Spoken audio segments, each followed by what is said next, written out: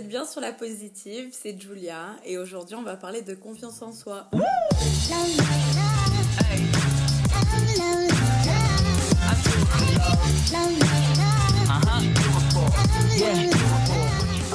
Je voulais vous parler aujourd'hui de comment je fais en sorte et j'arrive à me sentir bien dans ma peau. Alors j'ai pas la recette magique parce que c'est quelque chose de très personnel et de très difficile qui varie souvent selon les jours, selon les humeurs, selon les hormones. Voilà, il y a des jours on va se sentir invincible et super bien dans ses baskets et d'autres jours on aimerait juste rester sous la couette et pas sortir.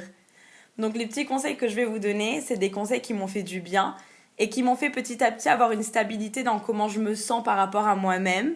Et grâce à eux, je doute beaucoup moins de moi, je doute beaucoup moins de mon chemin et de mes projets. Donc déjà, le premier conseil que je peux vous donner, c'est d'accepter qu'on évolue. On n'est pas la même personne qu'il y a 5, 3 ou même 1 an. Nos valeurs et nos désirs changent et c'est vraiment important d'accepter que l'on n'ait plus le même avis sur les choses ou sur nos relations par exemple. Il ne faut pas s'en vouloir, heureusement qu'on évolue, on apprend toujours de nos expériences, on apprend toujours de nos rencontres. Ensuite, quelque chose de très important et qui semble super banal, c'est de se connaître. Voilà, ça semble bateau parce qu'on se dit, c'est moi, donc évidemment que je me connais. Eh bien, pas toujours, parce que je me souviens, j'avais une rentrée des classes et je comprenais pas pourquoi, parce que je me sentais pas bien avec mes nouvelles fréquentations et pourtant je les trouvais super sympas. Du coup, je me disais, en fait, c'est quoi mon problème dans l'histoire ? Et j'avais aucun problème, c'est juste qu'ils me correspondaient pas du tout et je m'en rendais pas du tout compte. Donc voilà, se connaître, c'est connaître ses valeurs, connaître sa personnalité, ses aspirations pour toujours réussir à se retrouver dans les bonnes relations, dans les bonnes situations qui nous correspondent et se dire que ce qui me va à moi ne va peut-être pas à quelqu'un d'autre.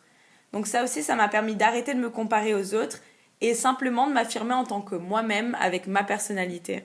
Ensuite, le troisième conseil que je peux vous donner, c'est de toujours agir en fonction de ça.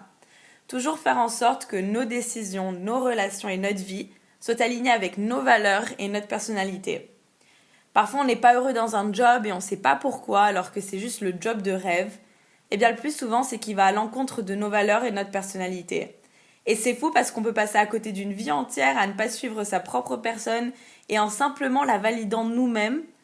Je sais pas, parfois on a peur qu'en étant nous-mêmes, on fasse fuir les gens ou qu'on soit pas accepté de tout le monde. Et bien dans ce cas-là, moi je dis tant pis, parce que les gens qui m'aiment pour qui je suis vraiment, eux, ils resteront. Par exemple, je suis végane et avant je mangeais de la viande. Je me posais pas de questions, juste je faisais ce qu'on m'avait toujours appris depuis que je suis petite. Et j'ai compris au fur et à mesure que ça allait à l'encontre de mes valeurs, de respect de l'environnement par exemple, et de respect de tout être vivant, de toute sensibilité. Alors c'était difficile au début, mais ce que me procurait le fait de plus participer à tout ça et donc respecter mes valeurs était vraiment supérieur à un bon morceau de comté ou un bon morceau de parmesan par exemple. Donc voilà, ça c'est mon exemple, mais essayez de penser à quelque chose dont vous n'êtes pas satisfait. Par exemple une relation, un job ou une situation dans laquelle vous êtes. Et demandez-vous si cette situation va vraiment dans le sens de votre personne et de vos valeurs. De respect, de bienveillance envers vous les autres, ou d'altruisme par exemple. Et vous verrez que la réponse, elle est souvent là. Du coup, j'ai vraiment appris à m'aimer à travers le fait que chaque trait de ma personnalité, je décidais enfin de l'accepter. Chacune de mes valeurs, je décidais enfin de l'aimer, quelle que soit la chose que les gens pensaient. Et ça, c'est un quatrième point, très important. Pour réussir à être mieux dans sa peau, il faut pouvoir se détacher des autres et de ce qu'ils pensent. De toute manière, dites-vous que les gens, ils auront toujours quelque chose à redire sur nous. Mais ça, j'en parlerai aussi dans un autre podcast parce que c'est un sujet important et très intéressant et il y a plein de choses à dire dessus. Et enfin, j'aimerais conclure sur le fait qu'on a toujours tendance à puiser notre valeur dans ce qu'on fait. Par exemple, notre métier ou nos relations. Et je pense que lorsqu'on fait ça, il est difficile d'être heureux parce qu'un travail, on peut le perdre ou le changer et une relation, on peut s'en séparer par exemple. Donc il faut réussir à trouver sa valeur dans nous-mêmes, dans notre personnalité. Et j'ai compris ça quand je me suis dit, ok, je suis Julia, étudiante en communication marketing, mais si j'étais Julia, étudiante en histoire, je serais toujours moi-même, avec ma personnalité et mes mêmes valeurs.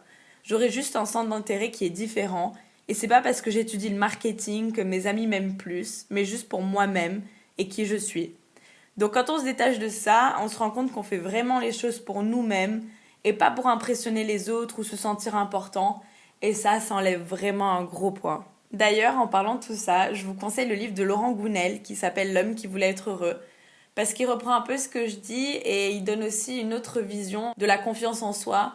Il explique que la manière dont on se voit, c'est la manière dont les autres nous voient. Parce que quand on pense quelque chose de soi, on va avoir un comportement en adéquation. Et du coup, les autres verront ça et penseront quelque chose de nous.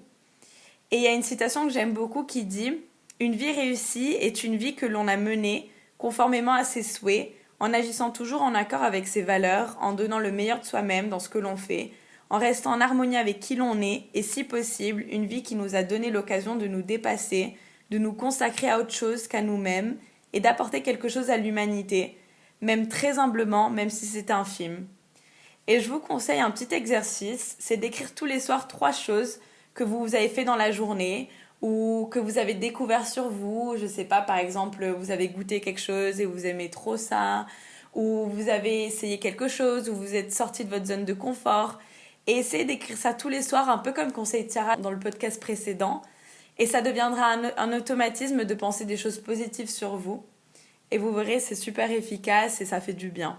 Donc du coup, tout ça prouve que vraiment le plus beau cadeau que vous pouvez vous faire pour être bien dans votre peau, c'est de vous connaître, de vous accepter et de vous aimer. Et lorsque vous êtes dans ce cercle vertueux, tout ce qu'il y aura autour de vous sera beau et ira dans votre sens.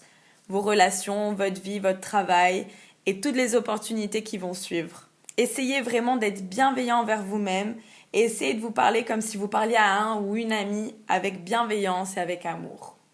Donc sur ces paroles, je vous souhaite une bonne journée ou une bonne soirée. N'hésitez pas à nous suivre sur La Positive sur Instagram, LAPAUS-itive.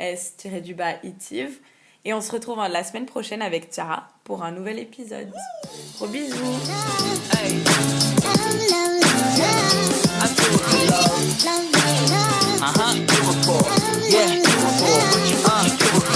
I do it for the love, yes I do. So you don't care about the money, well yes.